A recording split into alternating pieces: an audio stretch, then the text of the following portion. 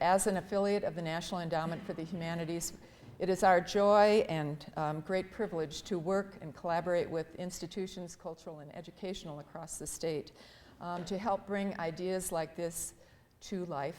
And we are very excited about the Saturday University today. We work across the state, as I said, and we see our role as providing humanities experiences, putting the public humanities into communities by providing safe, neutral perspectives for diverse thinking, for people to come together. We're conveners, and we are happy to do that across the state. And we feel that that is really important as a part of our democratic process, that we're able to foster this kind of dialogue. So we're really, again, excited about Saturday University today. We're grateful for the participation of many people. The germination of the idea for this project coming to life came from some of our former board members on the Wyoming Humanities Council, particularly Walt Thulin. We thank Walt, and also with the support of another former board member, Joe Albright, these ideas have come to fruition. We also were fortunate in gathering ideas from other Jackson residents, Stan and Barb Trachtenberg, David Wendt, Joanne Thulin, and Carol Merriam, and we thank all of those people. We have many partners, as I mentioned, and we also have a couple of current board member here, Jean Jorgensen, and where's Jean? And a former board member, Lori Latta, coming all the way from Pinedale, so we thank you for coming. Other ideas came, of course, from the University of Wyoming side, and we're grateful to former development director Dale Walker, and to subsequently Paul Flesher, who is another board member of ours, who's also a director of the Religious Studies program at the University of Wyoming. So we thank all of those people. Our list of thanks is somewhat lengthy for our partners.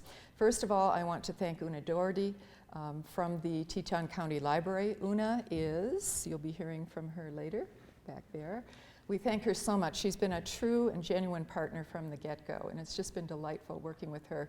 We thank the Teton County Library Foundation as well, and are grateful for their support.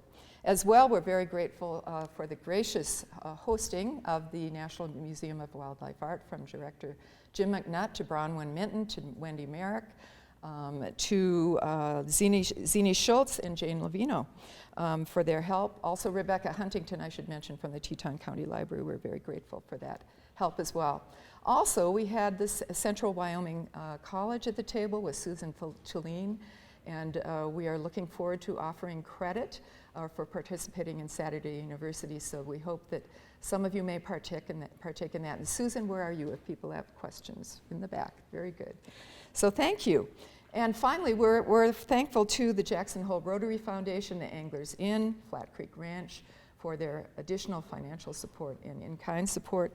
And most importantly, we want to thank the University of Wyoming President Tom Buchanan, who has provided his personal support through the University of Wyoming Foundation for the concept, as well as financial support. So this is indeed an exciting experiment for us. And also I would thank Dean Oliver Walter with the College of Arts and Sciences, and our presenters, of course, Jeff Lockwood, Indy Burke, and Susanna Gooden, who you'll be hearing from today. And also, I want to thank all of you for participating. We really hope that you will join our experiment today and jump in with lots of comments, lots of dialogue. We hope that our presenters will provoke your thinking, but we also hope you will challenge their thinking and those of the thinking of those around you as well, as you consider new ideas, perhaps new approaches to thinking about the public humanities, and the place of humans in the world. For this fall term, we're going to consider the humanities through the lens of science and philosophy. And Jeff Lockwood will be our first presenter, and I mentioned Indy Burke will be the second presenter, followed by Susanna Gooden to anchor the team, as I told Susanna earlier. And just to let you know, Susanna is back here. Susanna, do you mind waving if people want to engage you in conversation? Indy Burke is right here, and Jeff I'll be introducing in just a moment. Paul Flesher, who is on our board and also has been a part of the planning team, will lead a roundtable discussion at the conclusion. And again, we hope that you will stay and participate in that. And I want to introduce Jeff Lockwood at last. He, in his own words, I should say, he teaches, researches, and creates in the realm of nature and spiritual religious writing, environmental justice, natural resource ethics, and philosophy of ecology. He has roots in Connecticut and New Mexico. He received his undergraduate degree from New Mexico Tech and his doctorate in entomology from Louisiana State University. He came to the University of Wyoming 22 years ago as an insect ecologist, but 4 years ago he made a very interesting transition. He is now professor of natural sciences and humanities. He has a split appointment between the Department of Philosophy and the MFA program in creative writing. He has published 3 collections of essays. He has published a science history book entitled The Locust, which has received critical acclaim. He also, for his essays, has been recognized with the Pushcart Prize, the John Burroughs Award, and inclusion in the Best American Science and Nature Writing. So, indeed, Jeff will speak about six-legged soldiers using insects as weapons of war, which is also his book from last year, 2008.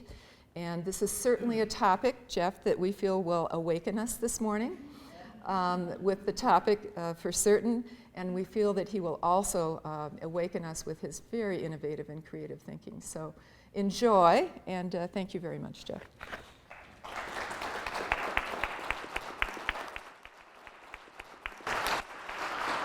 Well, thank you, Marcia. I have to say that I can tell this isn't actually a university because people clapped.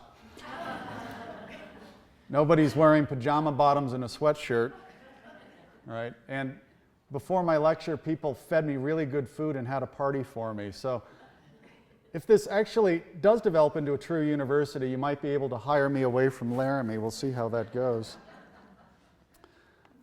The topic of my talk this morning is going to be a subject that I actually began working on 25 years ago. I'm sort of slow, but I'm not that slow. I didn't work on it constantly for 25 years, but I began collecting stories and accounts of ways in which insects have been used to inflict pain, damage, and disease on humans, and in particular how militaries have done that, even pre-military uses. Before I sort of get into the talk itself, let me just sort of set aside or just briefly visit what I think is probably the most common question that's asked when I give a talk like this, and that is, it goes something like this: why did you undertake a project on the use of insects of war? That's the polite way it's phrased. What's really meant usually is, what the hell possessed you to delve into such a dark and strange topic? Do you need therapy? And so let me give 3 answers to that.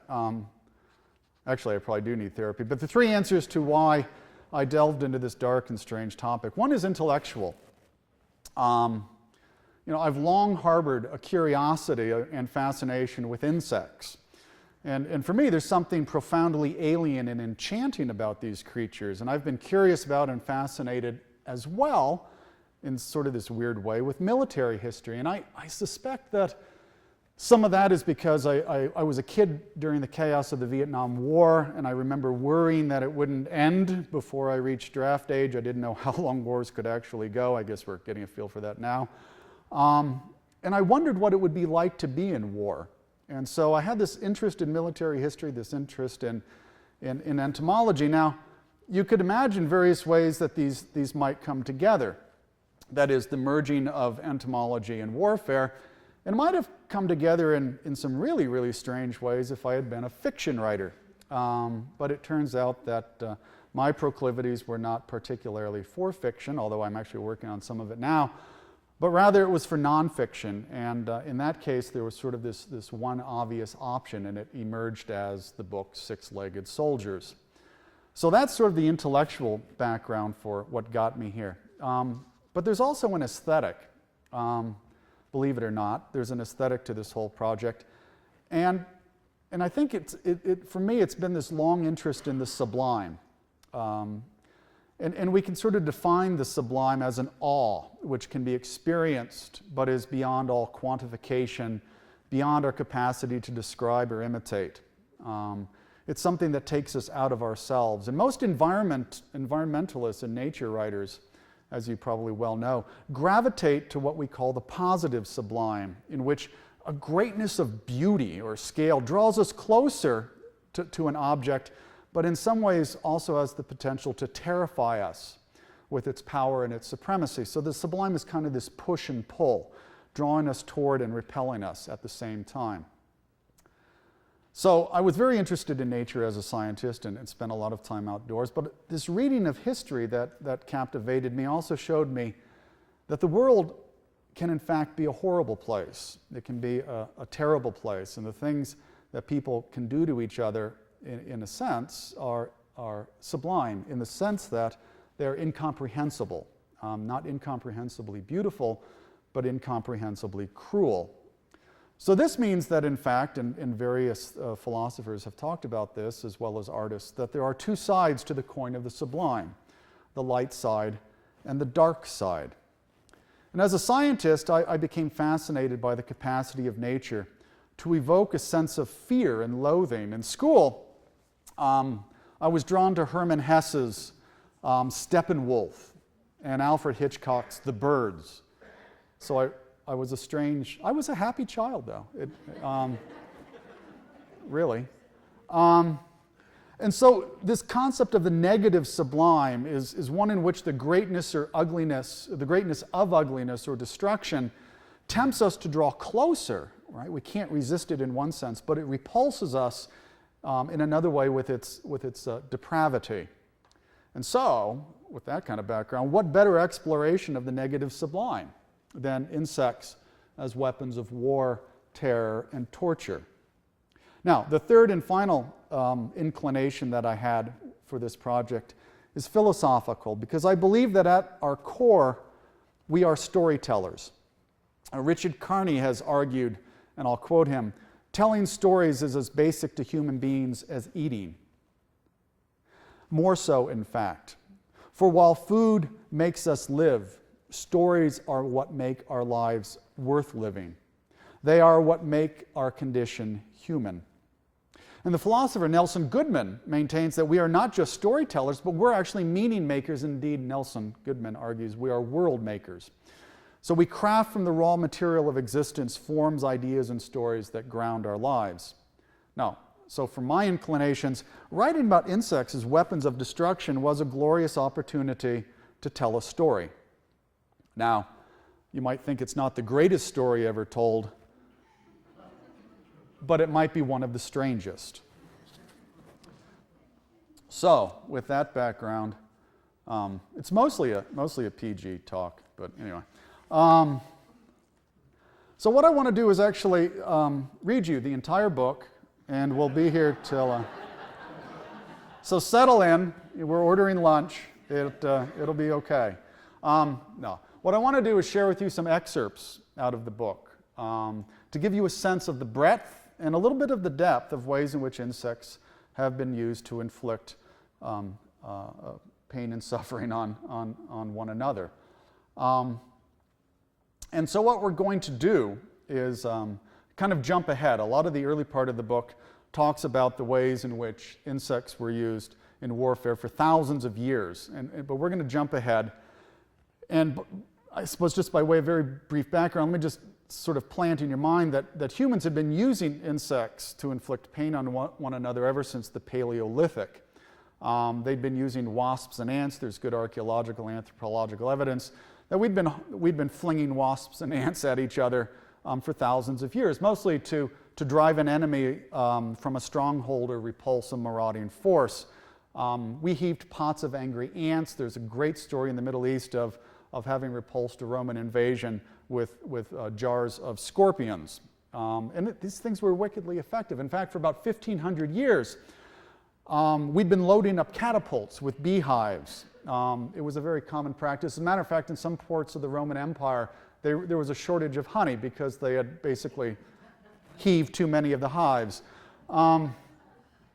So when it came to using insects as a form of torture in the 19th century, you might think that this long, several thousand year history would have would have been such that folks would have conscripted stinging insects to inflict pain on one another. But, as we're going to see in just a moment, for a truly demonic mind, there was actually another six-legged instrument of torture and misery, and one that perhaps nobody in the room would expect. So, in terms of structure, we're going to start here by looking at entomological warfare, terror, and torture. And we're going to start with torture, and in particular, the way that insects can be used to inflict pain.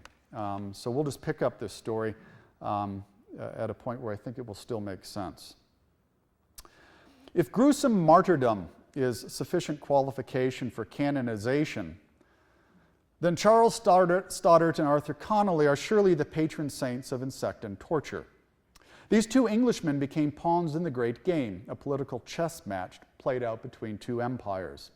The contest opened in 1837 when Queen Victoria ascended to the throne and Britain began to establish a strategic presence in India.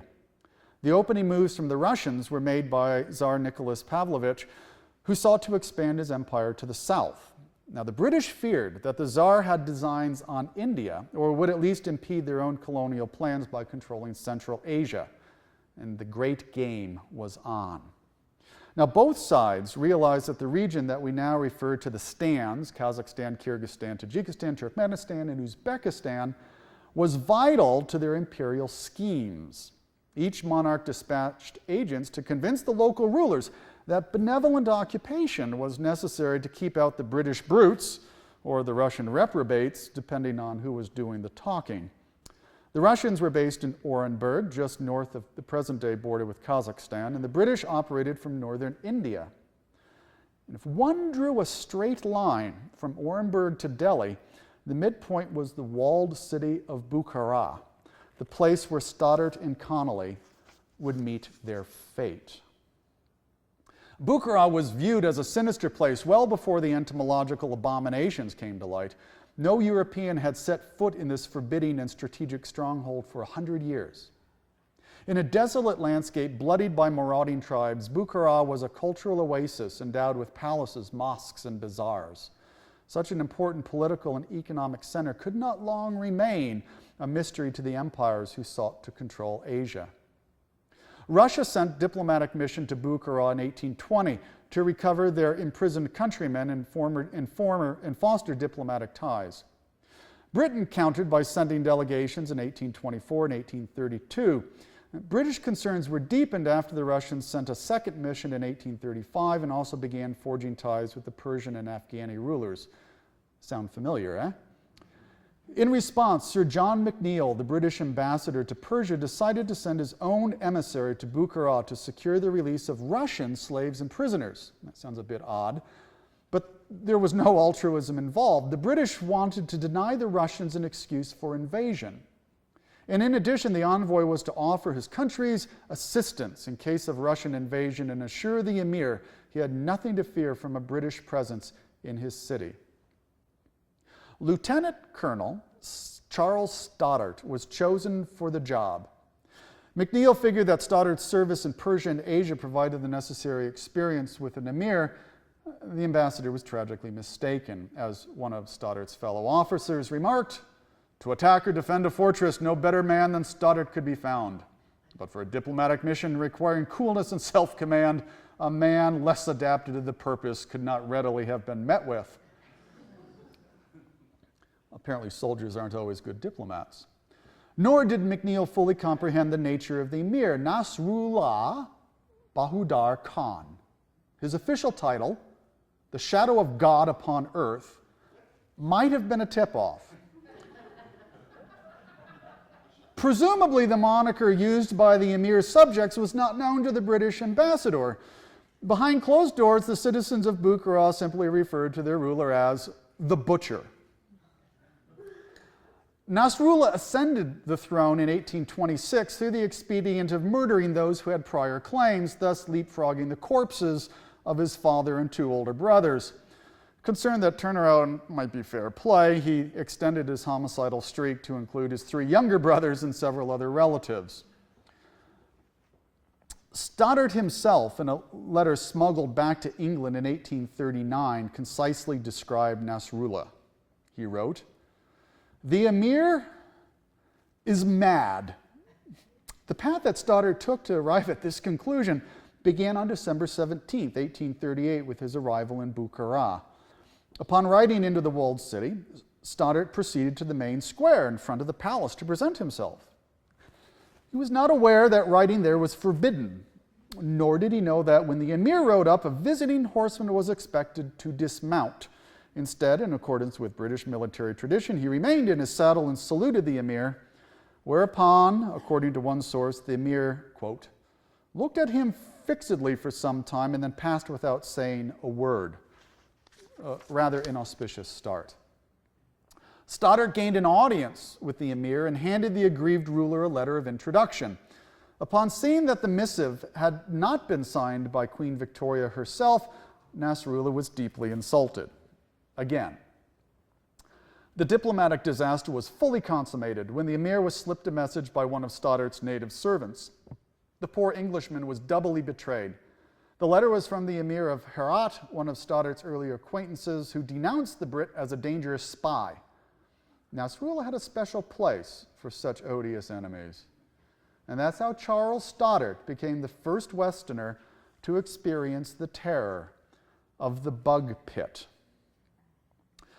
The local people referred to the infamous pit as Siya-Cha, which meant black well or black hole. It was located in the prison compound behind the Emir's palace so that he had ready access to the Chamber of Horrors. 21 feet deep, covered with an iron grill and accessible only by a rope, the pit would have been an awful place even without the creatures lurking in the depths. Nasrullah seeded the pit with rats and reptiles, rather standard fare for dungeons.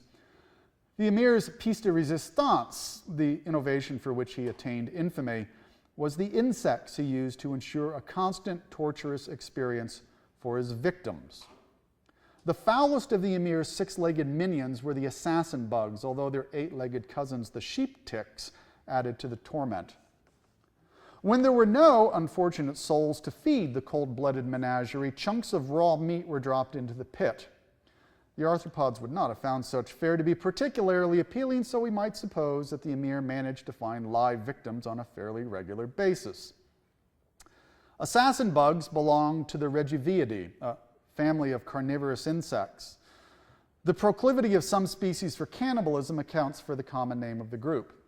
Now, these creatures range in size from a tenth to nearly 2 inches in length and are endowed with a stout curved beak for piercing their prey.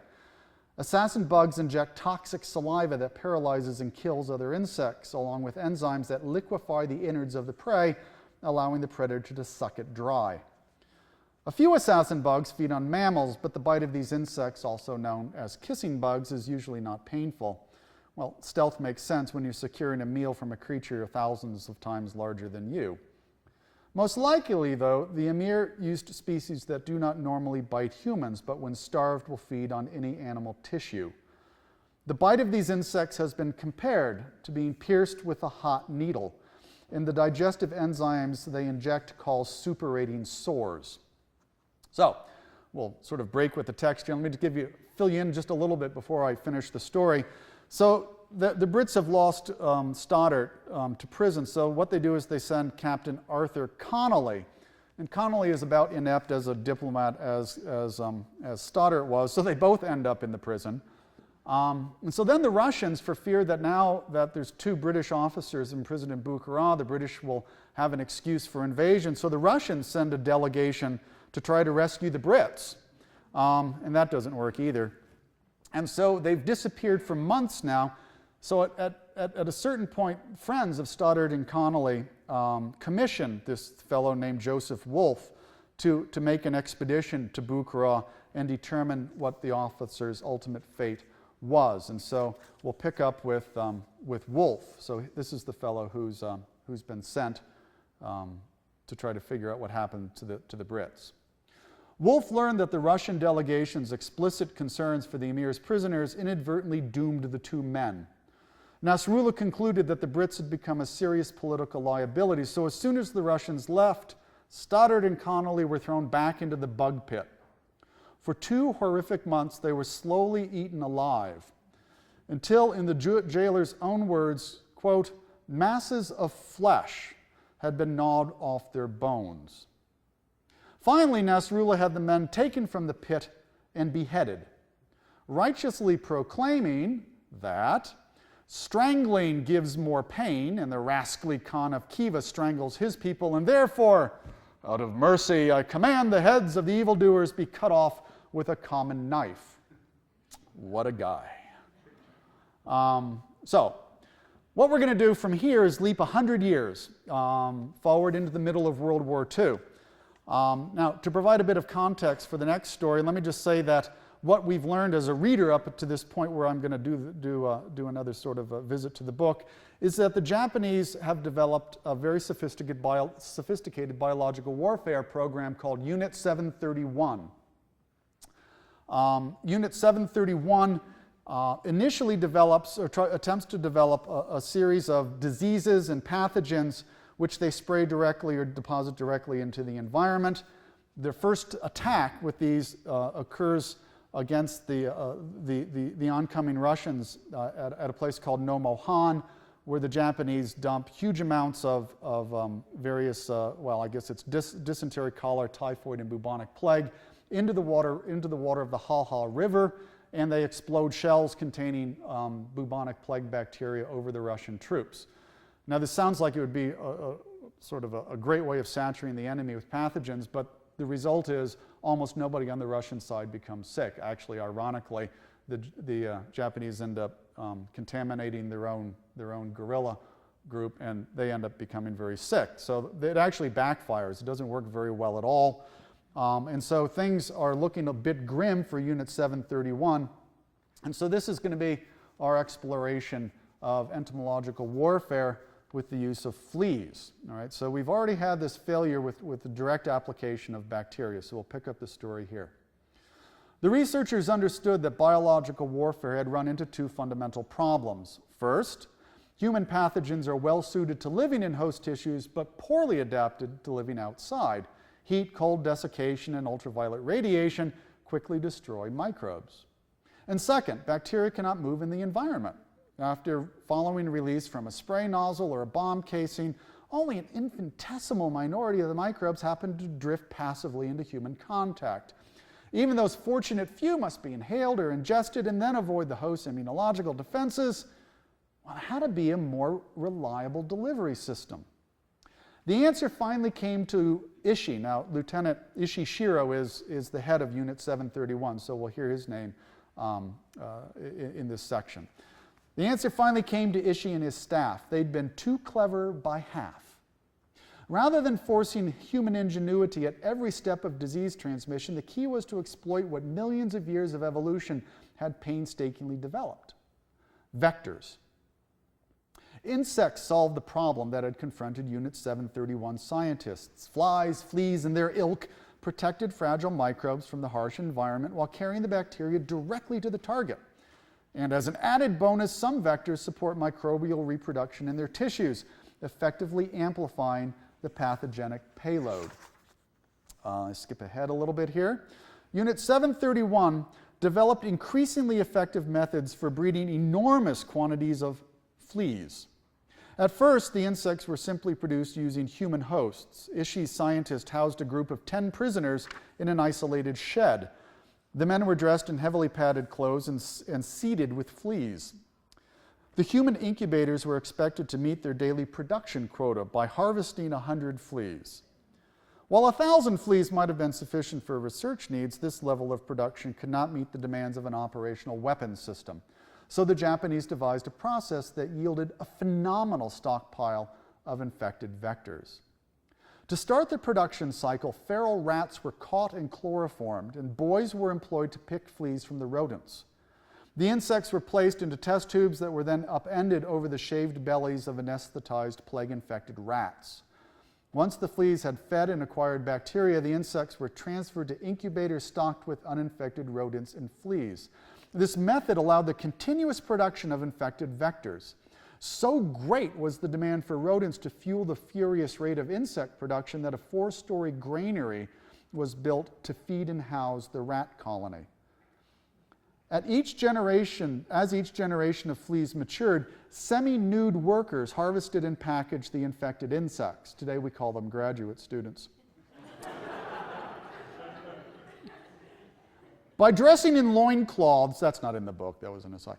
By dressing in loincloths, the men ensured that a flea landing on their bare skin could be detected and brushed off before it had a chance to bite. Major General Kawashimi Kiyoshi, a physician-in-chief of the medical service, described the scale of production. In the detachments, 2nd Division, there were specially equipped premises capable of housing approximately 4,500 incubators. 3 or 4 white mice were put through each incubator in the course of a month. These mice were held in the incubator by means of special attachment device. There was a nutritive medium and several kinds of fleas in the incubator. The incubation period lasted 3 to 4 months, in the course of which each incubator yielded about 10 grams of fleas. Thus, in 3 to 4 months, the detachment bred about 45 kilograms, that's nearly 100 pounds, of fleas suitable for infection with plague. Given Kawashimi's testimony and the fact that a kilogram of fleas consists of about 3 million individuals, at the peak of production, the Japanese could produce more than 500 million plague-infected fleas a year. Let's move to their use. By modifying aerial spraying equipment, the scientists found that aircraft could directly release clouds of fleas over enemy targets. This method was used at Chusien, where plague erupted a month after attack. The outbreak developed more slowly than hoped, but 21 people eventually died, and many times that number were afflicted. And such losses were sufficient for sabotage operations, but the High Command would want more bodies in a full-fledged attack. And in short order, Unit 731 delivered. The raid on Kuzhou demonstrated the potential of infected fleas to inflict serious and sustained damage.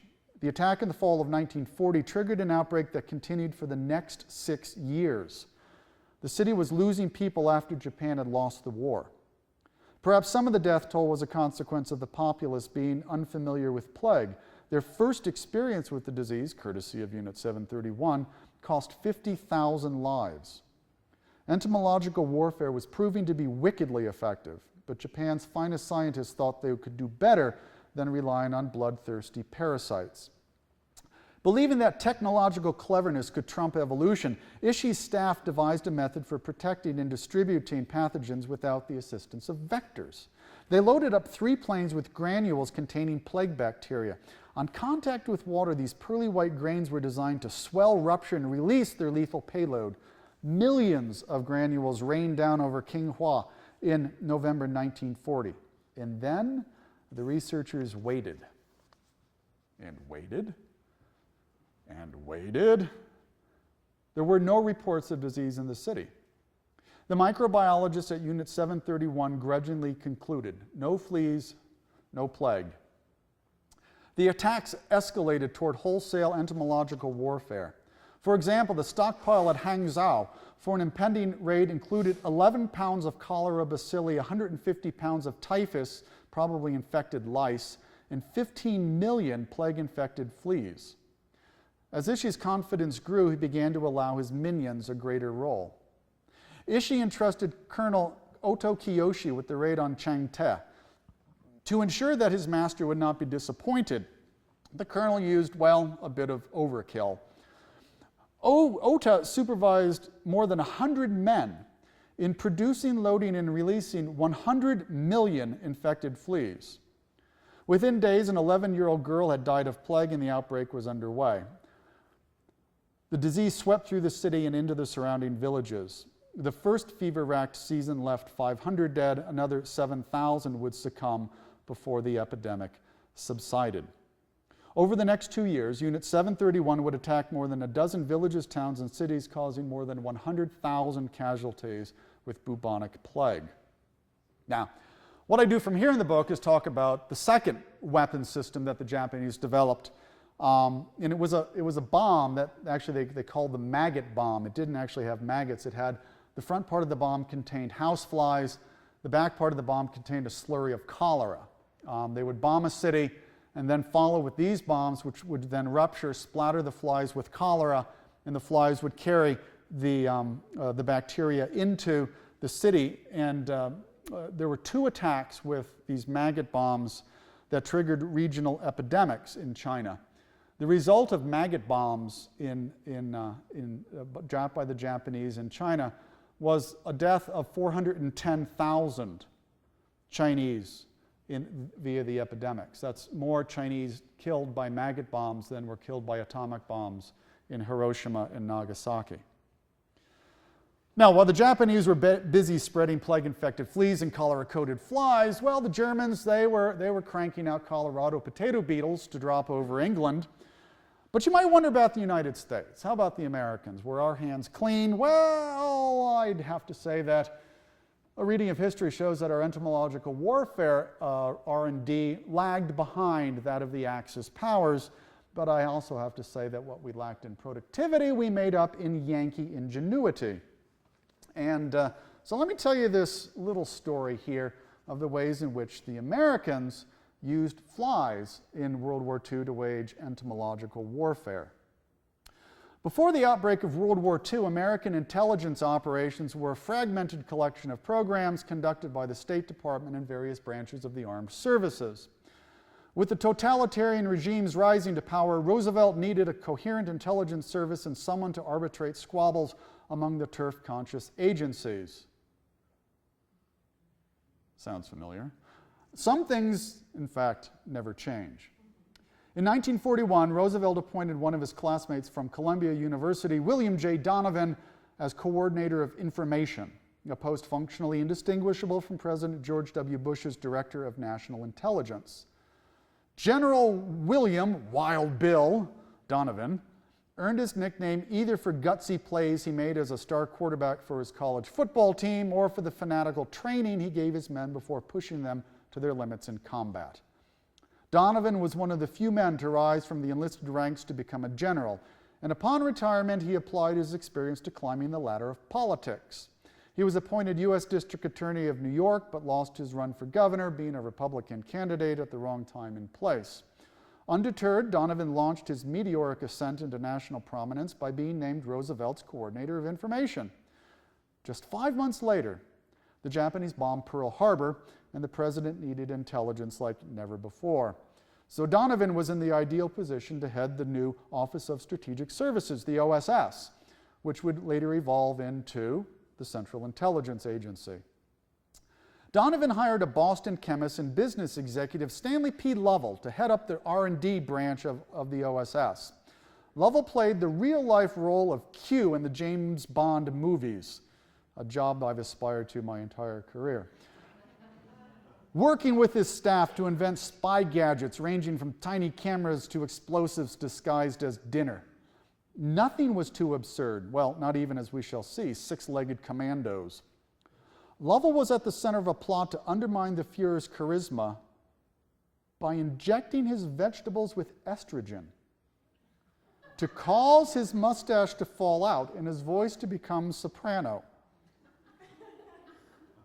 His branch developed a capsule of mustard gas, got to follow me here, capsule of mustard gas that was to be dropped into a flower arrangement during a high-level meeting of the enemy as part of a plan to blind the German high command, upon which the Pope would announce that God had punished the Nazis, thereby causing the Roman Catholic soldiers among the Axis forces to lay down their arms. Really? Then came the mission that called for a weapon so bizarre as to make these earlier boondoggles seem downright reasonable. In February 1942, General Rommel's Africa Corps pummeled U.S. forces in North Africa, and the Americans became worried their defeat would encourage fascist Spain to join the Axis alliance. Moreover, the Germans were amassing troops in Morocco in preparation for cutting off the railroad from Casablanca to Algiers, the sole supply line for Allied forces. A covert operation was needed to debilitate the German troops, break the momentum of the Axis, and save the Allied lifeline. But this required something far beyond feminizing the Führer or blinding some German generals. This required incapacitating thousands of soldiers without being detected. This called for flies. The plan was to weaken the enemy forces by using flies to spread a witch's brew of pathogens. Given the agency's inability to rear an army of flies, Lovell decided to conscript the local vectors. Now, he didn't know it, but North American houseflies couldn't have held a candle to their desert kin. Modern biological warfare researchers have considered using a Middle Eastern strain of these insects to disseminate anthrax, in light of the insect's merciless pursuit of moisture from the eyes, noses, and mouths of humans. But today's tactician would face the same logistical problem that confronted the OSS. How do you contaminate a few million flies with a pathogen? Lovell was a chemist, but apparently he'd been out of the laboratory often enough to know that flies love dung. And with a bit of research, he discovered a key demographic fact. There were more goats than people in Morocco, and goats are prolific producers of poop. Lovell now had the secret formula. Microbes plus feces plus flies equals sick Germans. Now all he needed was a few tons of goat droppings as a carrier for laboratory cultured pathogens. The OSS collaborated closely with Canadian entomological warfare experts to launch one of the most preposterous innovations in the history of clandestine weaponry: synthetic goat dung. Of course, flies are no fools. They won't be taken in by any old brown lump. So the OSS added a chemical attractant. The nature of this lure is not clear, but a bit of sleuthing can provide us with some clues. Allied scientists might have crafted a chemical dinner bell by collecting and concentrating the stinky chemicals we associate with human feces, indole and the appropriately named scat hole. While these extracts would have worked, the more likely attractant was a blend of organic acids, some of which had been known for more than 150 years. The two smelliest of these are caproic and caprylic acids, which by no coincidence derive their names from caprinus, meaning goat. Etymologically as well as entomologically astute, Lovell named his operation Project Capricious. So with a scent to entice the flies, Lovell's team then coated the rubbery pellets in bacteria to complete the lures. All the Americans had to do was drop loads of pathogenic pseudo-poop over the towns and villages where the Germans were garrisoned. Millions of local flies would be drawn to the bait, pick up the microbes, and dutifully deliver the bacteria to the enemy. Now, Lovell worried a bit about keeping the operation clandestine. The Moroccans had to be persuaded that finding goat droppings on the roofs in the morning after Allied aircraft had flown over the previous evening was sheer coincidence. Presumably, a good disinformation campaign can dispel almost any suspicion, or, as Lovell intimated, if the plan succeeded, there would not be many people in any condition to raise annoying questions about fecal pellets on rooftops. Lovell's need for secrecy pertained not only to the enemy, but also to his own agency. Operation Capricious was not revealed to Donovan, who, being a soldier's soldier, would likely have nixed the use of biological weapons as being dishonorable. In the end, however, Lovell didn't have to worry about getting caught by either friends or foes, as the secret weapon was never deployed. Just as the OSS was gearing up to launch the sneak attack, the German troops were withdrawn to Spanish Morocco. I suspect they might have preferred to take their chances with pathogen-laden flies, given that Hitler was sending them to the bloody siege of Stalingrad. Such opportune turns in war, rather than moral principle, are what kept the Americans and British from using biological and chemical weapons. Churchill was prepared to defend his nation with poison gas, had the Germans landed on the British shores. And Truman's willingness to use atomic bombs against Japan leaves little doubt he would have authorized biological weapons had the situation been sufficiently dire. Although the Americans were never desperate enough to use insects against their enemies, the U.S. military battled insects in a series of encounters that changed the course of the war. And at that point, I talk about the war in the Pacific and the importance that the U.S. Medical Corps, the Army Medical Corps, played in terms of battling malaria and insect-borne diseases. So you can see from this sort of section that the U.S. took some, pretty wild innovations when entomological weapons were in the hands of the intelligence agencies. Things got a bit more serious when the entomological warfare was taken over by the military. In particular, to bring you sort of up to speed on the next section, the U.S. Entomological Warfare Division emerges in Fort Detrick, Maryland, and things start getting deadly serious. So we're going to now jump ahead to the Cold War. Just tell you that early experiments had used simulants, non-pathogenic bacteria, which the U.S. military actually spread over civilian targets during the Cold War without informing the population. And the initial results of this were pretty promising, but the experts eventually came across some limits to this sort of a system and came to the conclusion that the microbiologists really were in the same position as Unit 731, that without something to carry the microbes to the targets, the use of these pathogens was going to be fairly limited. So now we're going to take a look at what the United States was up to during the Cold War, and in particular our use of fleas and mosquitoes. So, despite reams of data from experiments on the American public and a doubling of the research program at Camp Detrick, the future of germ warfare did not look promising. Technological sophistication had been the driving principle behind aerosol delivery. That's pumping out these clouds of bacteria. The bacteriologist's dream was to isolate pathogens which could be cultured in staggering quantities and then directly infect the enemy. While insect-borne diseases were some of the best candidates for weaponization, the vectors were difficult to produce, handle, store, and disperse. However, the American scientists ran into the same problem that vexed the early work of Unit 731. Pathogens, in the end, are immobile wimps. So the microbiologists reluctantly but inevitably turned to the entomologists to provide the means for delivering the virulent but vulnerable pathogens. The researchers soon began to see the advantages of using insects as miniature missiles for delivering pathogenic warheads. While microbes are aerial plankton, biting insects are consummate hunters, able to track their victims using an unparalleled sense of smell. As an added bonus, while gas masks exclude airborne germs, insects could circumvent this defense by squirming beneath clothing or finding patches of exposed skin.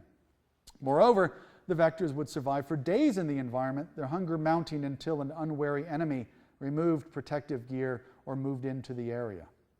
The U.S. military used a bit of discretion when it began field testing entomological weapons. Named with a touch of gallows humor, Operation Big Itch took place on the bleak landscape of Dugway Proving Grounds. The goal was to determine if fleas could be reared, transported, loaded into munitions, and then delivered to a target in sufficient numbers to transmit disease to the enemy. The insects were not infected with plague, but the ultimate endpoint of this venture was clearly to improve upon the success of the Japanese. And so it was that in 1954, from the skies over the Utah desert, fleas rained down on cages of guinea pigs. The most uncertain aspect of the operation was whether the vectors would survive and disperse after being launched from rather novel devices. The E-14 and E-23 munitions worked along similar lines. A cardboard cylinder about the size of a container of oatmeal was equipped with a mechanism to expel a burst of carbon dioxide from a pressurized cartridge. The force of the gas would rupture a bag of fleas within the cylinder, expelling them like shotgun pellets as the device tumbled earthward from a height of 1,000 to 2,000 feet. Except for a couple of glitches, Operation Big Itch was a success. Very few of the fleas died during transport. The munitions worked brilliantly. The insects descended without incidents, and the guinea pigs became infested. The only biological drawback was that the fleas gave up on finding hosts within about 24 hours, so it was evident that this entomological weapon would need to be used in close proximity to the enemy, well, at least if we were waging war with furry rodents in a desert. The other operational drawback was fixable, but a bit more worrisome. In one of the trials, the E-23 components malfunctioned, a military euphemism for what might have otherwise been called a disaster if the fleas had been carrying plague. The munition was supposed to become armed when a strip of sealing tape was removed, but one of the devices discharged while still in the plane. The hungry insects demonstrated their host-seeking capacities, biting the pilot, bombardier, and military observer. But the Americans had an even bigger problem than insubordinate fleas. While the entomologists were planning a facility to produce 50 million fleas per week, the microbiologists were struggling to mass produce plague bacteria. During the Cold War, the Soviets managed to culture and weaponize Yersinia pestis, that is the bacteria, but US researchers never cracked the problem. So the military turned its attention to another insect-borne disease with perhaps even greater potential. The golden child of the American entomological warfare program was the yellow fever mosquito, Aedes aegypti. With the medical community pursuing the eradication of the insect from the United States, the possibility of mass producing the vector put military interests squarely at odds with public health ideals. But this was a battle the generals were not going to lose. The real challenge would be finding a way to produce enormous quantities of infected mosquitoes. Feeding millions of adult insects on sick animals seemed to be impossibly complicated. Although this was the natural means of infection, the scientists at Camp Detrick were not constrained by such limitations. The breakthrough came when researchers attempted a seemingly absurd experiment, adding the virus to the watery medium in which the mosquito larvae squirmed and fed. No such route of infection was possible in nature, so nobody held much hope that the wrigglers would uptake the pathogen from their aquatic surroundings. But when the adult mosquitoes emerged a few days later, they were fed on mice that, to the sheer delight of the scientists, contracted yellow fever, presumably not to the delight of the mice. With the newfound capacity to efficiently mass produce infected mosquitoes, the next step was to determine if the insects could be weaponized. Now, this meant testing vectors in the real world. Operation Big Buzz was a simulated mosquito-based attack. More than 1 million uninfected Aedes mosquitoes were reared and stored for 2 weeks to simulate operational conditions. In May of 1955, about a third of the insects, the others being used for loading and storage tests, were packed into E-14 munitions and dropped on rural Georgia because the southern United States was a hospitable environment for mosquitoes. Human volunteers and guinea pigs were placed at regular intervals from the target. Aedes aegypti spread into the countryside and found hosts nearly a half-mile downwind from the release site. The first test of vectors against human targets had been a rip-roaring success.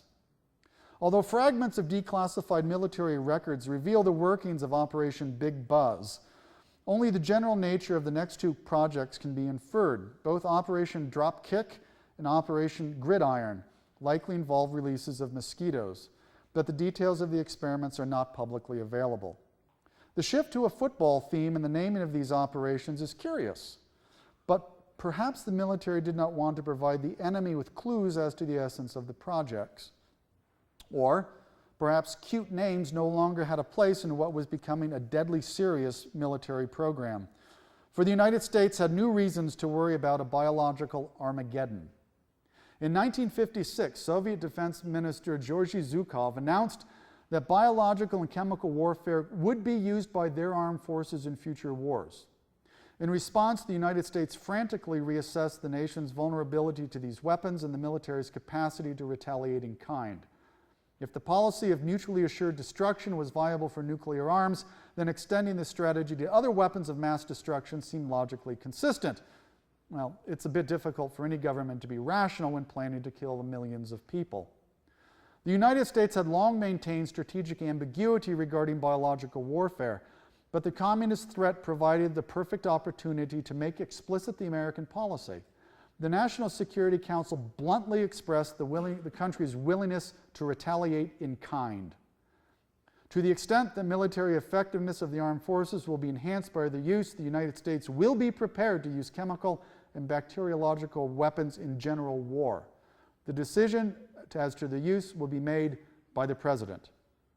As for the matter of international law, the Army's position was that the United States is not party to any treaty now in force that prohibits or restricts the use in warfare of toxic or non-toxic gases, of smoke or incendiary materials, or of bacteriological warfare. We had not, at that time, signed the Geneva Convention, ratified the Geneva Convention. With the moral and political obstacles out of the way, the development of biological weapons was limited only by science's capacity to conscript and coerce living organisms. By this time, the scientists at Camp Dietrich had a growing inventory of arthropod vectors available for further testing in terms of defense and continued development with respect to offense. There were colonies of mosquitoes infected with yellow fever, malaria, and dengue, flies harboring dysentery, cholera, and anthrax, fleas carrying plague, ticks loaded with tularemia, relapsing fever, and Colorado fever. The thriving entomological warfare division was attracting a cadre of outstanding researchers drawn by the military's advertisements that sidestepped the ultimate goal of the research while promising an unparalleled opportunity to carry out basic studies of effects of rearing procedures for various insects on longevity and fecundity, and the effects of different environmental factors on infection of insects and the virulence of microorganisms. But with the heightened international tensions, the scientists were expected to focus on more pragmatic goals, like killing the enemy. After investigating other insect-borne diseases, the U.S. Army Medical Command concluded that yellow fever was the best pathogen to use against and the most likely agent to be used by the communists. Military analysts had coldly calculated that virus-infected mosquitoes were more cost-effective than germ-laden aerosols if the goal was to attack and maximize mortality. The southern states were viewed as a prime target, the backwater of the nation, with poor medical services and crude pest management practices. DDT was the viable defense, but only if an afflicted region had the modern equipment to spray the insecticide. Nor were these analyses merely mental exercises. The seriousness with which the U.S. military took the Soviet threat was exemplified in the elevated status granted to Camp Dietrich, which became Fort Dietrich in February 1956. Along with this came a new round of secret studies on mosquitoes, and the human test subjects were no longer volunteers. From April to November 1956, within residential areas of Savannah, Georgia, the U.S. military conducted simulated attacks using uninfected mosquitoes. Although many of the details are lacking, the first experiment, codenamed Operation Mayday, was intended to determine whether mosquitoes released as if they'd been dispersed from bombs and warheads would find and bite people. The insects reliably fed on the unsuspecting public, and these encouraging results provided the foundation for the next study. Well, what follows in the rest of this chapter is a description of a series of tests called the bellwether tests, in which we conduct increasingly refined studies, including a study of a strain of mosquitoes developed at Fort Dietrich for a high propensity for attacking and biting humans. By 1960, the entomologists at Fort Dietrich had drawn up plans for a facility at Pine Bluff, Arkansas that would have been capable of producing 100 million infected mosquitoes a month. And the U.S. Army Chemical Corps drafted, and I have a copy of parts of this, what was called an entomological warfare target analysis that identified Moscow, Stalingrad, Vladivostok, Canton, Shanghai, and Cairo specifically as cities where a yellow fever attack would take hold. So what I want to do now is leap from these frigid days of the Cold War and jump ahead to today. Is entomological warfare, and in particular in today's world, entomological terrorism, something that we should be concerned with? Well, let me tell you about an event that unfolded in recent years. And so we're going to shift now to this notion of terrorism, because I think it's true that in the modern world, asymmetrical conflicts are going to increasingly define world threats. So let's consider a case study in which insects were used in the third form in which they've been used historically, and that is to inflict economic damage, in this case via agriculture. So now we're going to turn to entomological terrorism in an effort to destroy agriculture. The Mediterranean fruit fly is the world's most destructive pest of fruits, capable of causing staggering agricultural losses and triggering massive control programs. It's also one of the prettiest pests, that's kind of an entomologist thing, with the housefly-sized adults sporting wings that look like stained glass and earth tones. The larvae, on the other hand, are voracious little maggots that gorge themselves on everything from avocados, coffee, olives, and tomatoes to bananas, citrus, mangoes, and peaches. Although the species is found in Hawaii, it has not become established on the mainland, and the agricultural industry desperately wants to keep it that way. I'll talk a little bit here about the bionomics of this pest. Agricultural economists have estimated that an establishment of the Mediterranean fruit fly in California which would trigger a quarantine of Californian fruits and vegetables nationally as well as internationally, would cost 132,000 jobs and $13.5 billion. Okay, so that's what's at stake with this single pest if it were to become established in California. So it's no wonder that when localized medfly infestations are detected, colossal eradication programs ensue. In 1980 to 82, an incipient infestation in the San Francisco Bay Area triggered the aerial application of malathion-laced bait over an area of 1,400 square miles at a cost of $100 million. As a nerve poison, malathion is toxic to a broad spectrum of insects and invertebrates, including people. Although it is one of the safer organophosphate insecticides, malathion had more than sufficient hazards to raise the ire of environmental activists. So when pockets of medflies were found again in 1988, radical environmentalists were primed to sabotage the insecticide program. By 1989, the state's aerial campaign against the medfly was in full swing. The entomologists were armed with tons of chemical weapons, and the eco-terrorists were armed with biological weapons. In early December, the environmentalists' bizarre counteroffensive was announced to the public. Headline in the LA Times announced, "Mystery letter puts a strange twist on latest medfly crisis." The upshot of the story was captured in the first few lines. The Mediterranean fruit fly crisis has taken an odd turn, with law enforcement officials tentatively investigating a mysterious letter from a group that claims to be breeding and spreading the pest throughout Southern California. The group, calling itself the Breeders, said in an unsigned letter to Mayor Tom Bradley, agricultural officials, and media that it was angered by repeated aerial spraying of pesticide to eradicate the fly and decided to make the medfly problem unmanageable and aerial spraying politically and financially intolerable.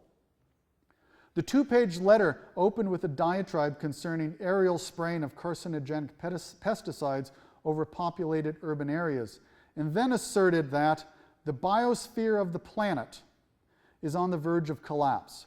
Pesticides are in the food, the water, the soil, and the air, all this because some of us suffer rapacious and narrow-minded greed. According to the letter, the breeders had been clandestinely producing medflies and releasing them to continuously expand the spray areas in LA and Orange counties.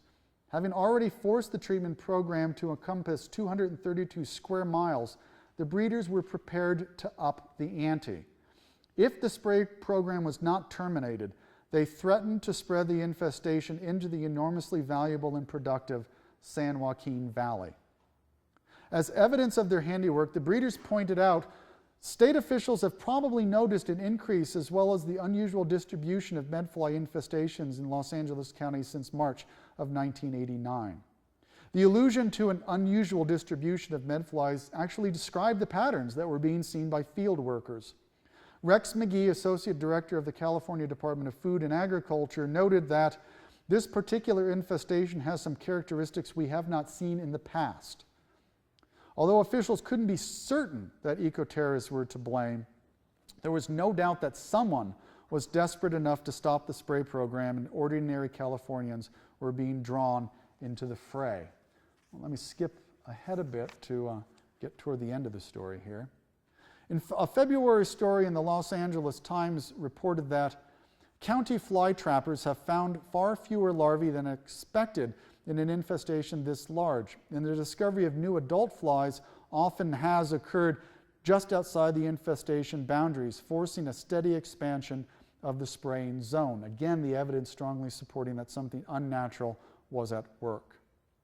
Many found the breeders' plot just too convoluted to believe, but a state official noted in one of my favorite quotes in the whole book, "You've got 8.5 million people out there. You never know. There's always a chance that someone out there has a loose screw." The most reasonable tactic may not occur to the terrorist who is motivated by passion. And the breeder's tactic, whether rational or insane, seemed to be working.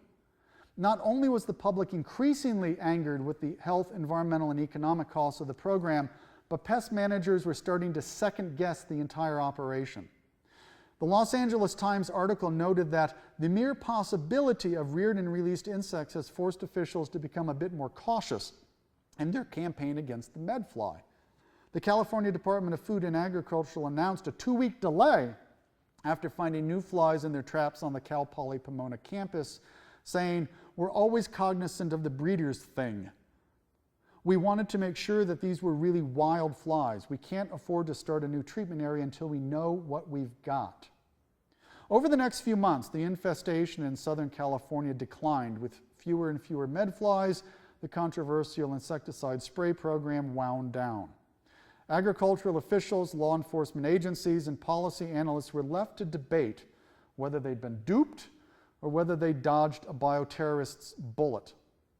An independent analysis by the Belfer Center for Science and International Affairs at the Kennedy School of Government concluded the extortionists had been for real. The breeders used a biological means, they wrote, medfly to attack crops in California. By contrast, most attacks have either been hoaxes or relied on chemical agents to attack agriculture. People closer to the case seemed to waffle, unable to fully embrace the bioterrorist explanation.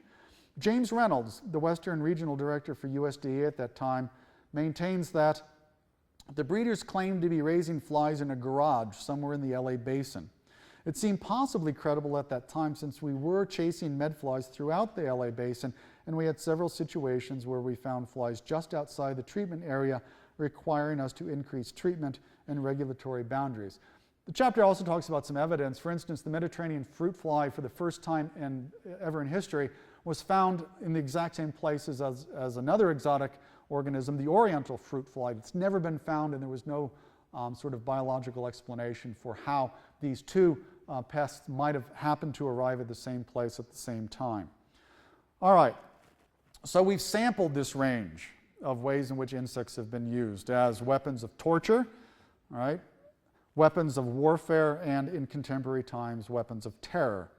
I think the seriousness of the threat should be evident, and so the question might become the final question for the morning and my final reading from the book: are we ready? Does the United States have the capacity to deter, prevent, detect, and counteract an actual entomological attack? So let's finish with entomological terrorism in its full capacity to inflict pain, destroy agriculture, and transmit disease. So how should a nation prepare for the possibility of entomological terrorism? The experts are deeply divided, and their positions depend on how they characterize the enemy.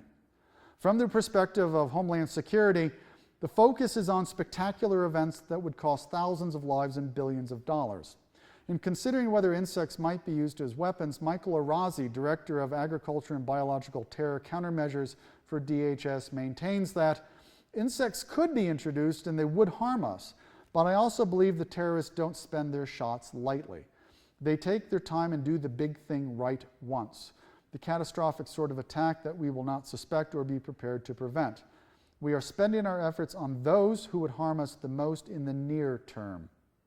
Arazi believes that terrorists would use their, quote, most potent weapon, unquote, in an attack, and insects don't have the same cachet as smallpox or anthrax.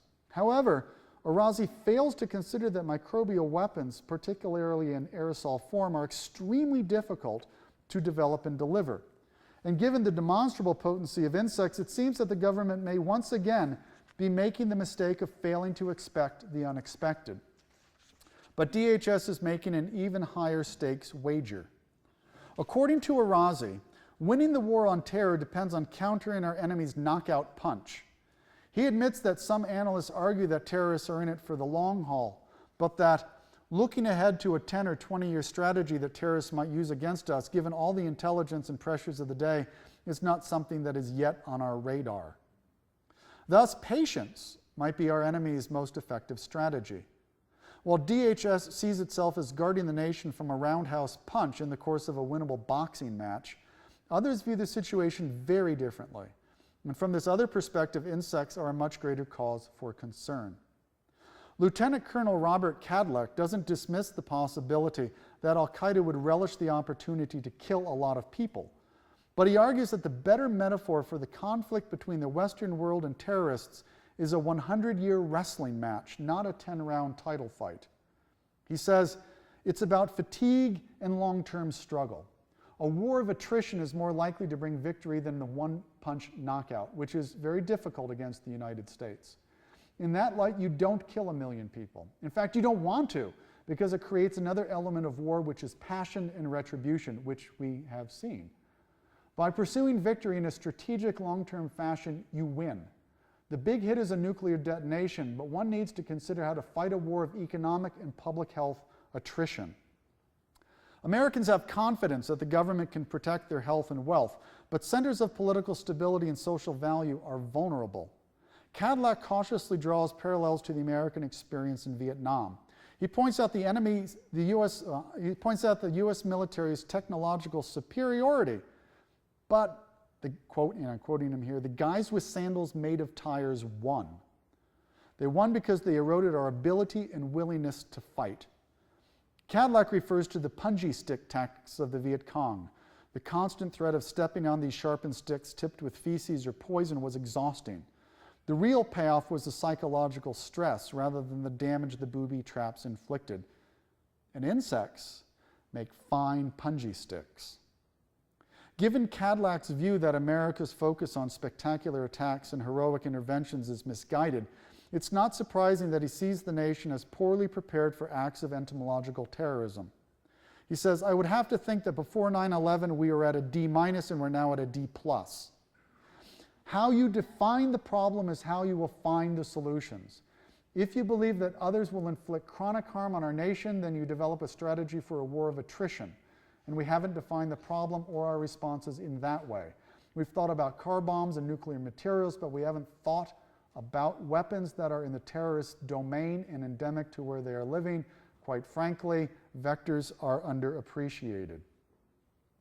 Cadillac argues that in the face of uncertainty, that is, we simply don't know what diseases will be chosen by terrorists, the best defense would be to build a strong public health infrastructure. We cannot stop every traveler who is sick from entering the country, but we can stockpile vaccines, train public health professionals, and educate the public. With a viable public health system, the nation would be poised to respond to whatever may come. And the same may well apply to agriculture. We can revitalize an anemic pest management infrastructure with adequately funded mosquito abatement districts, for example, to respond to organisms that slip past our border guards. Agriculture mirrors medicine's predilection for favoring the spectacle of the surgeon implanting an artificial heart over the dutiful work of a public health nurse monitoring blood pressure, providing dietary recommendations, and encouraging exercise. The latter approach is not high-tech or Hollywood heroic, the qualities that garner political support and social interest. But such a mindset is the best defense against entomological terrorism when one cannot know what agent will be used to sicken people or decimate crops and livestock. In terms of pest management, we need a system of educational programs and trained observers capable of recognizing new pests. But the federal budget for agricultural extension, the USDA's Education and Applied Research function, has been losing ground for years. When a novel species is found, we need the expertise to make a rapid and definitive identification, but the nation's taxonomic expertise is appallingly limited. There must be either stockpiles of chemicals or the means for industry to rapidly respond to demand. As we saw during the West Nile virus outbreak, a single city cornered the entire national market on insect repellent within 3 weeks.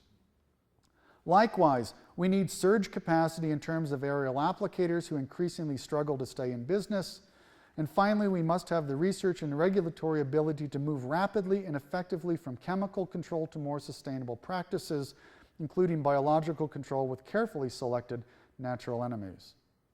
Even if terrorists never attack with disease vectors or agricultural pests, the country can reap continuing benefits.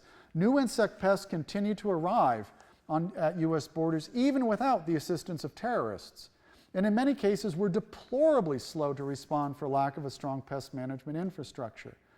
Given the staggering losses from invasive species, an effective pest management infrastructure would pay off, whether or not enemies resorted to smuggling particularly nasty insects into the country.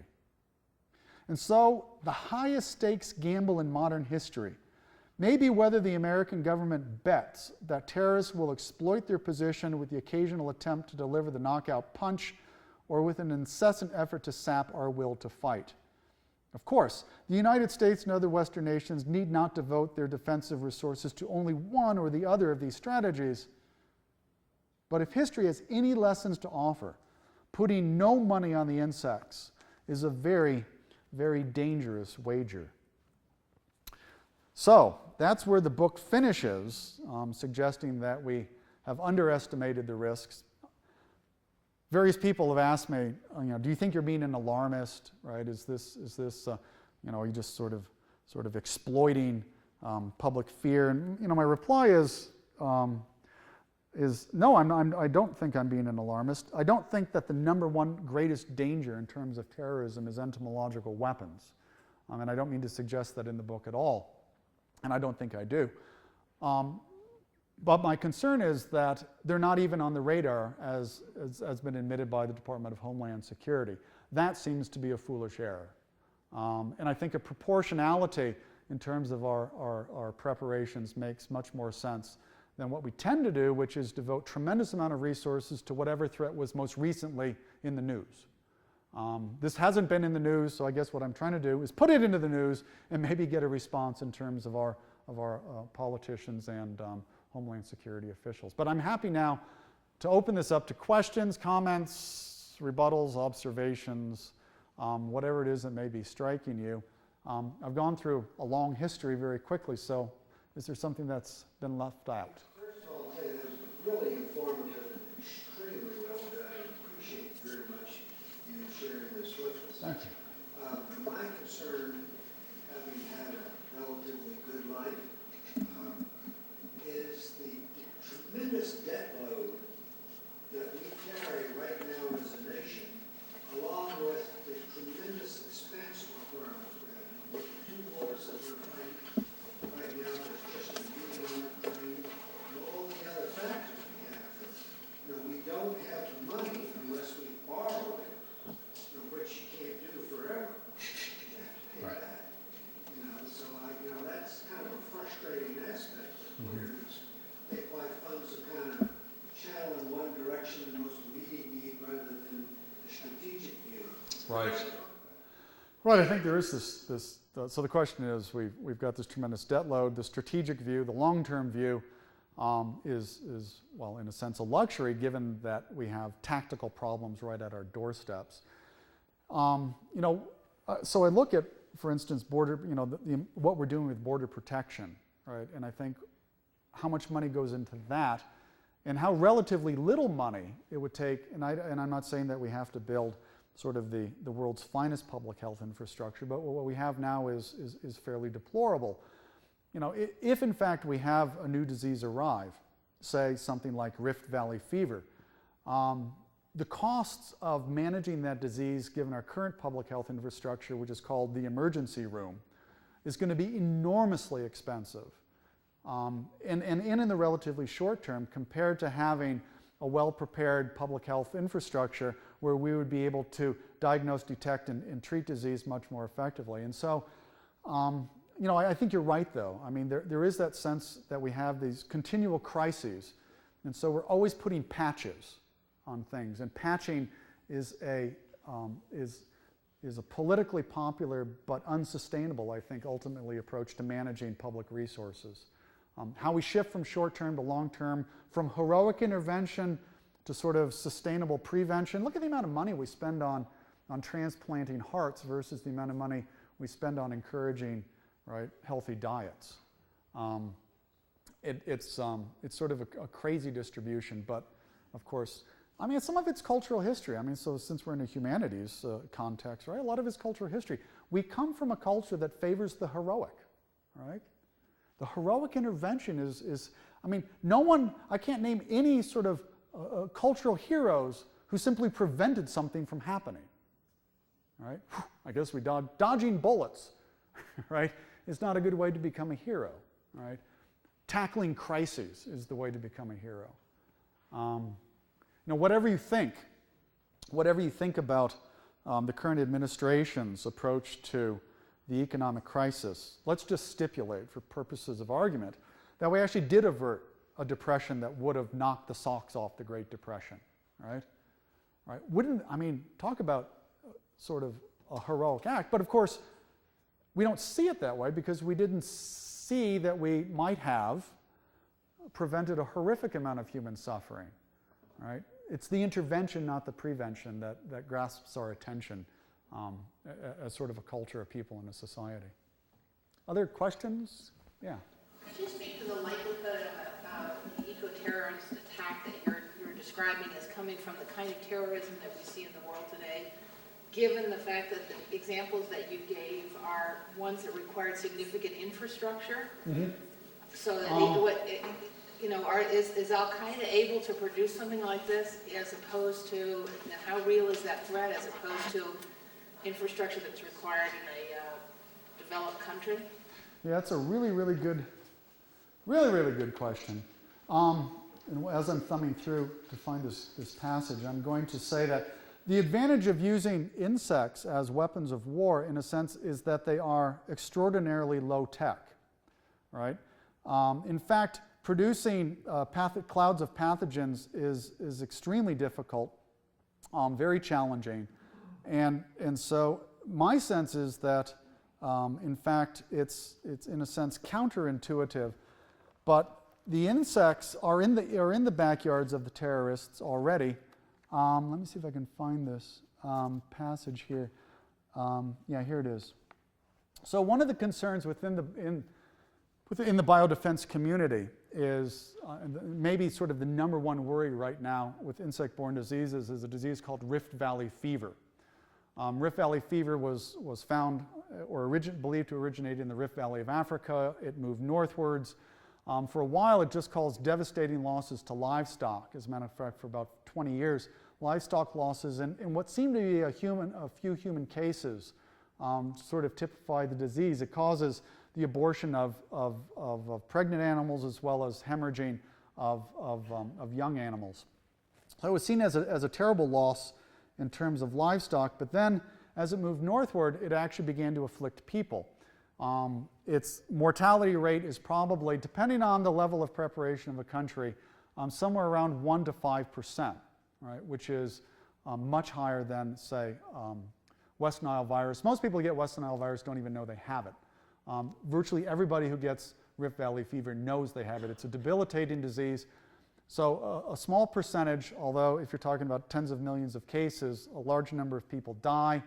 We saw outbreaks in the Middle East where up to 10% of the people who recovered were rendered permanently blind because the virus infiltrates the brain as well as the optic nerve. All right? So this is a disease that really has people concerned. So your question is, right, is this something that sort of the low-tech Al-Qaeda terrorist might be able to use? I interviewed a fellow, Colonel Charles Bailey, who is now at a Biodefense Research Institute at George Mason University and had been an officer at Fort Detrick. So he's both a medical entomologist and a military officer. Here's what he says. Oh, I think I am microphoning. Yeah, because right.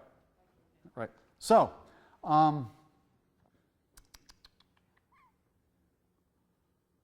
right. So Bailey contends there are many ways that a would-be terrorist could smuggle the pathogen into the country. The virus is transmittable by aerosols, so a feverish passenger could act as a carrier, but this tactic would not be terribly efficient. This might be how West Nile virus arrived, but Rift Valley fever has a biological feature that would make it far simpler to introduce.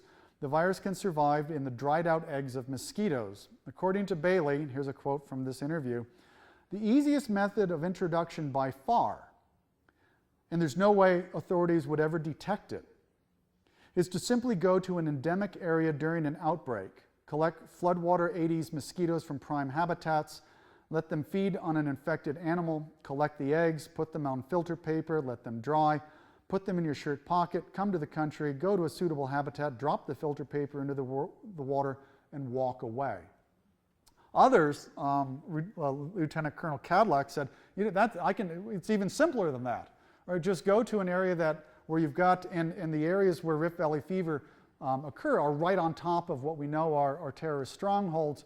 He said all you have to do is basically scoop up some mud and water, let it dry, right? You've already got the infected eggs in there in some numbers, right? So you put that in a Ziploc bag, put it in your luggage, fly to the United States, get off the plane, dump the bag in Central Park's, one of Central Park's water sources, and he said you have a damn good chance of starting an outbreak of Rift Valley fever. So I actually asked Cadillac, if it's that easy, right, how come it hasn't happened? Are we that good or are they that bad? And he said that it's been sort of a fortunate balancing act between those two. We're just good enough in terms of our intelligence. They're just bad enough in terms of their capacities. But he said that gap is very small.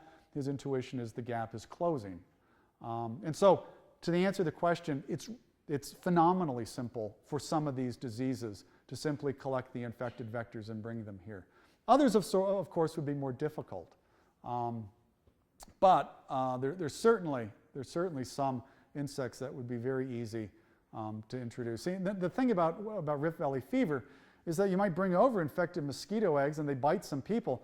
And then we found via research that there's probably between 12 and 30 species of mosquitoes in the United States that are perfectly functional vectors of that disease. All right? So it would spread like West Nile virus, but it would make West Nile virus look like a case of the sniffles. Yeah. You know, it's interesting. We always put this emphasis on intentional introduction by some enemy. Mm-hmm. But the chances of this being introduced by either natural transmission or just people inadvertently crossing international borders, I think is even a more likely possibility. And I think your most cogent point was that if you have a strong and effective public health system, which in a way, this whole healthcare reform stuff really should bring about in this country. I mean, it shouldn't only be about insurance, it should be about the system itself. Mm-hmm. That really, that is our best defense, not thinking that Al-Qaeda somewhere is trying to brew up some way of introducing it. I think if it happens, it will happen anyhow. I mean, it was like the Medfly thing. We don't know that it was ecological terrorists. I lived in Los Angeles at that time. Right. And nobody knew what was going on. They just thought, I think most people felt that it was a natural phenomenon rather than a terrorist incident. Yeah, I think in that case, right. I mean, I would lean to the idea that it was probably the exploitation of a natural event by bioterrorists, right? So they probably weren't responsible, may not have been responsible for the initial introductions, but then once you get your hands on some of the medflies, they're relatively easy to then produce. So it may have actually been both, a combination, but your point is extremely well made, and I guess, I mean, one of the worrisome things is that these sort of infrastructural costs, going back to this gentleman's question, right, are very hard to sell to the American public because they're non-heroic, right? All we're doing is preventing. In a sense, if what it takes to motivate or catalyze the development of a good agricultural pest management infrastructure and a strong public health infrastructure is the possibility, and I think it's a real possibility of a terrorist attack, then that's what it's going to take because we have an affinity for that. But you're right, I mean, a lot of people in the medical entomological community don't use the phrase if Rift Valley fever arrives. They use the phrase when Rift Valley fever arrives, right? And a lot of these insect pests and a lot of these diseases, given globalization, are becoming more and more whens, not ifs. Now the bioterrorist could make things happen much faster in ways that are much more difficult to control. They could do things that aren't going to happen naturally. For instance, the National Academy of Sciences did a special examination of biological terrorism. And one of the things that really concerned them was the reintroduction of screwworm fly. So we've eradicated the screwworm from the United States. Very few people in the livestock industry probably even remember screwworm. But it was a devastating insect pest costing tremendous amounts of money. We have an eradication program that's pushed it down into Central America. But the National Academy of Sciences has this report, and it's interesting. It's somewhere between classified and not publicly available, so you can actually get it, but you have to come up with a story why you need it. And in there they describe a scenario in which for just a few $1,000s, a bioterrorist could reintroduce screwworm fly from Florida to California across the southern United States at a cost of about $10,000. So it is on the radar at that level. It's certainly on the radar of the National Academy of Sciences in the bioterrorism unit or research program at George Mason, but it's not sort of risen onto the radar of Homeland Security. And we don't link, we tend not to link all the discussions we're having about healthcare system with questions about national security. And I think the two, in a very real way, could be thought of as a package deal, not a fragmented sort of approach that we're taking. If there's maybe one more question or not, yeah, in the back, and then we should probably take a break.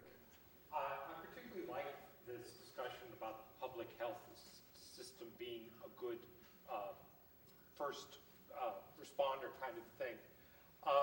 Just sort of doing a little bit of free association here, would I be right in suggesting that the people who really handled the problem of infection from outside the country really well is actually the agricultural community? We've had barriers against mad cow disease coming from Britain. California certainly has ways of trying to keep various pests and things out of California. Are they ahead of the public health area on this? And could the public health area learn something from how the agricultural community is worried about, brucellosis and all of this kind of thing? I think there is. In some ways, I think in some small ways, we're ahead in agriculture, given that we've recognized, I think, in agriculture, the economically devastating effects of non-native species, right?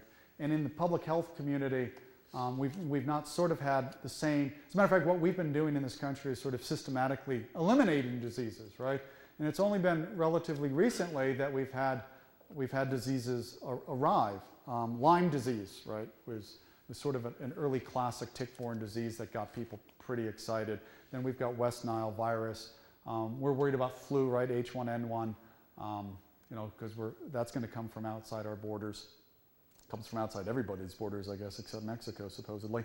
So, yeah, I think there is sort of I don't know if the infrastructure is much more sophisticated, but I think the level of awareness is higher in agriculture, simply because the vast majority, the overwhelming majority of insect pests in this country are non-natives, right? So we're already attuned to this. But if you look at agriculture's ability to actually engage in early detection and response, there are some success stories with, for instance, it looks like it's now out of control, but we took some early action against the Asian gypsy moth. The emerald ash borer now is a pest that we probably missed for more than 10 years, and we're looking at hundreds or at least tens of millions of dollars in damage around the Great Lakes from that pest.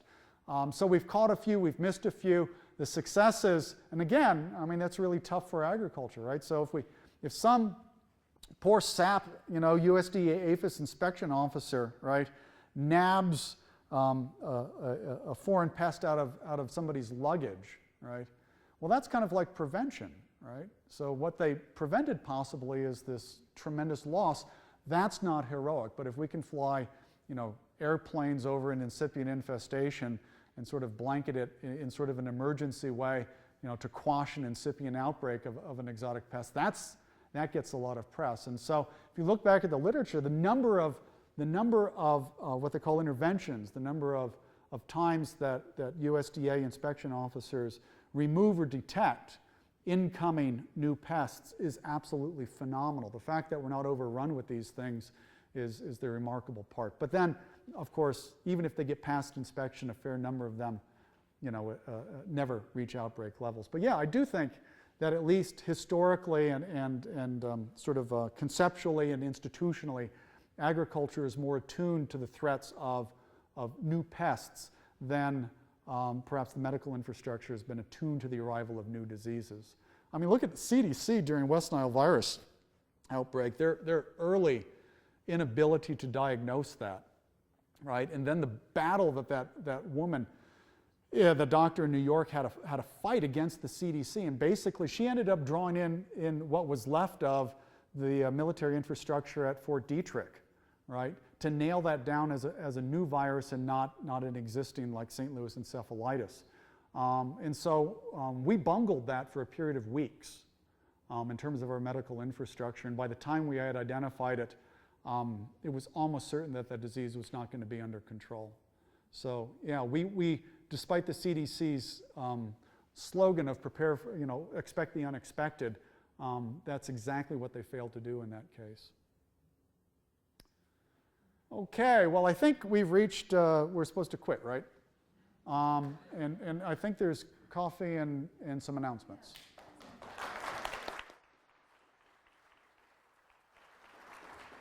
Thanks very much, Jeff, for launching Saturday U. Hope you've enjoyed. Thanks for launching our thinking as well. And we have a substantial break right now, so we encourage you to visit the galleries if you are interested. At the front desk, you will be receiving complimentary passes basically to the exhibit galleries, so feel free to pick that up there. There is also a complimentary, I should say a discount coupon for the Sage Cafe, so please do enjoy that as well. And we look forward to Indy Burke, who will be presenting at 11:30 on environmental change. What do we need to know to avoid irreversibility? So thank you very much, everyone, for participating.